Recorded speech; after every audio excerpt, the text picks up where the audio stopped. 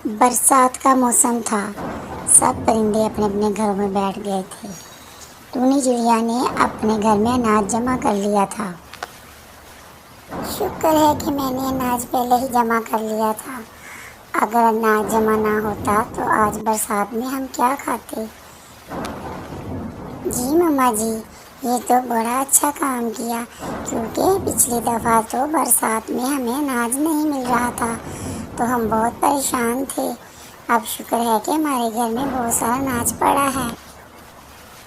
टुन्नी चिड़िया और उसकी बेटी टुनटुनी दोनों ही बहुत खुश थी कि घर में अनाज है।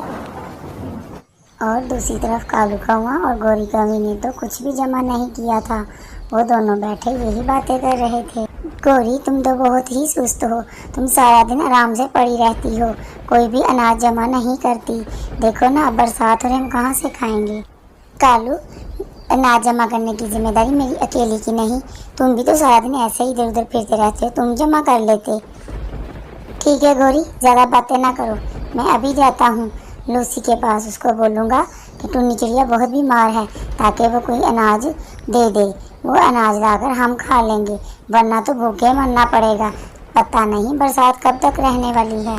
हाँ हाँ कालू, जाओ जल्दी से लेकर आओ दाना। मुझे भूख से जान निकल रही है, और तुम्हें भी पता चले, तुम जो इधर उधर फिरते रहते हो। हाँ हाँ, मैं जा रहा हूँ, अभी जाता हूँ लूसी कबूतरी के पास। वो ज़रूर कोई ना कोई मदद करेगी। वो अनाज बहुत जमा करके रखती है।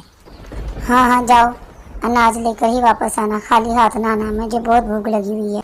और कालू कौवा दाना लेने के लिए लूसी कबूतरी के पास आ जाता है और उससे कहता है, जग्गू और लूसी, तुम्हें पता है टुन्नी चिड़िया बहुत बीमार है, उसके घर में खाने के लिए अनाज नहीं।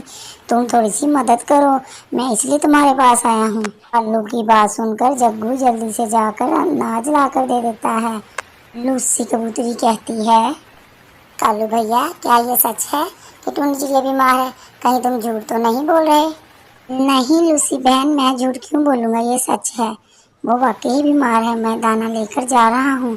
वो बहुत परेशान है, उसे कहीं से भी दाना नहीं मिल रहा। ऐसा कहकर कालू कौवा वहाँ से अनाज लेकर चला जाता है। लूसी, तुम ऐसी बातें ना किया करो। शायद हो सकता है टुन्नी बीमार हो, हमने बस मदद करनी थी तो कर दी।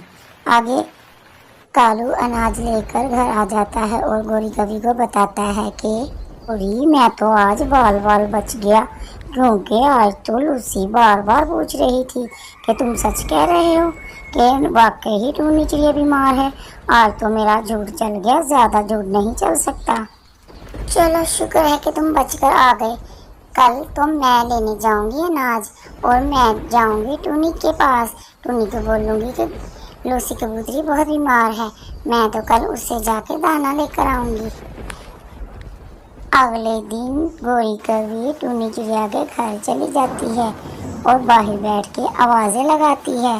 टूनी चिड़िया, जल्दी से बाहर आओ, मेरी बात सुनो, मुझे तुम्हारी मदद चाहिए। गोरी कवि की आवाज़ें सुनकर माँ बेटी दोनों ही परेशान होती है कि गोरी कवि को क्या हुआ, इतनी बरसात में वो कहाँ घूम रही है और उसको कैसी मदद चाहिए। गोरी, आ रही हूँ, तुम किस लिए इतनी परेशान हो, मैं अभी आई। हाँ तो गोरी, क्या मसला है, क्यों इतनी बरसात में घूम रही हो, क्या मदद चाहिए तुम्हें? इस बरसात में तुम्हें घर से बाहर नहीं आना चाहिए। टुन्नी चिड़िया, मैं तुम्हें क्या बताऊं कि लूसी कबूतरी बहुत बीमार है, उसके पास अनाज नहीं है खाने के लिए। मैं भी उसकी मदद कर कर आई हूँ, लेकिन वो तो उड़ भी नहीं सकती, इतनी बीमार है। जग्गू बहुत परेशान है, हर वक्त उसके पास ही बैठा रहता है। टुन्नी चिड़िया ने गोरी की सारी बातें सुनकर उसको फ़ौरन अनाज दे दिया और उसको कहा कि गोरी कवि, तुम मेरी तरफ से लूसी से पूछना कि वो कैसी है। अगर तुम्हें और भी मदद चाहिए हो तो ले जाना, और मैं इतनी बरसात में नहीं जा सकती, क्योंकि लूसी का घर मेरे घर से काफ़ी दूर है। गोरी कवि झूठ बोलकर टुन्नी चिड़िया से दाना लेकर आ जाती है और दोनों बैठकर बातें भी करते हैं और साथ अनाज भी खाते हैं। देखो गोरी, आज के बाद हमने ऐसा नहीं करना, बहुत बुरी बात है। हमें भी अपने लिए अनाज जमा करना होगा। हाँ तो कालू, इस बात की तुम्हें समझ होनी चाहिए। आज तुम्हें ये बात याद आ रही है। तुम आवारागर्दी करते हो, सारा दिन जंगलों में फिरते हो। आज के बाद वाकई तुम खुद अनाज लेकर आओगे। हमने कभी किसी के साथ झूठ नहीं बोलना। 2 दिन बाद बारिश बिल्कुल खत्म हो जाती है और सब परिंदे घरों से बाहर निकल आते हैं। टुन्नी चिड़िया अपनी बेटी को कहती है कि बिटिया रानी, अब मैं बाहर जा रही हूँ जंगल में अनाज इकट्ठा करने, क्योंकि अगली बरसात का कुछ पता नहीं। अब सारा अनाज खत्म हो चुका है। शुक्र है कि इतने दिन हमारा अनाज हमारे काम आ गया और हमने लूसी की भी मदद कर दी। और मुझे लूसी का भी पूछने जाना है। ठीक है मम्मा, आप जाएं, लेकिन मुझे ये नहीं समझ आती कि दूसरे परिंदे ऐसा क्यों नहीं सोचते। सबको पता है कि बरसात आने वाली है, क्यों नहीं अनाज जमा करते। ऐसा उनको भी सोचना चाहिए जैसा आप सोचती हैं। दूसरी तरफ गोरी कमी और कालू कौवा भी बारिश बंद होने के बाद अब जंगल में अनाज इकट्ठा करने के लिए जाने लगते हैं। गोरी, बारिश अब बंद हो चुकी है। मैं आज ही जाऊंगा अगली बरसात से पहले अनाज इकट्ठा करने के लिए, क्योंकि इस दफ़ा तो हमने बहुत मुश्किल काटी। अब मैं जा रहा हूँ और तुम भी मेरे पीछे आ जाओ जंगल में, हम अनाज इकट्ठा करते हैं। दूसरी तरफ जंगल में टूनी चिड़िया और लूसी भी आ जाती हैं और वो भी बैठी एक दूसरे का हाल पूछ रही होती हैं। लूसी, अब तुम्हारी तबीयत कैसी है? मुझे पता चला था कि तुम बहुत बीमार हो।